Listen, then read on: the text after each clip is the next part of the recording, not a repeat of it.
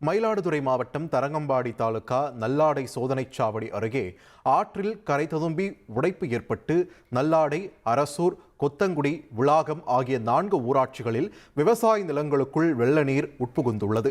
2500க்கும் மேற்பட்ட ஏக்கர் சம்பா பயிர்கள் நீரில் மூழ்கி ஏரி போல காட்சியளிக்கின்றன. இடுப்பளவு நீரில் மூழ்கியுள்ள பயிர்களை எடுத்து காண்பிக்கும் விவசாயிகள் வீட்டில் வைத்திருந்த நகைகளை அடக வைத்து விவசாயம் செய்தோம், பெரும் இழப்பு ஏற்பட்டுள்ளது, அரசுதான் உதவ வேண்டும் என்று கோரிக்கை விடுத்தனர்.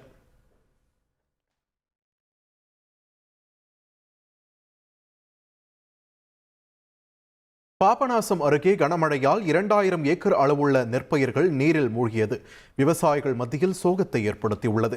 தென்காசி மாவட்டம் முழுவதும் கடந்த சில நாட்களாக பெய்து வரும் கனமழையால் பாபநாசம் அருகே மழைநீர் செல்ல வழியில்லாமல் 2000 ஏக்கர் நெற்பயிர்கள் நீரில் மூழ்கின.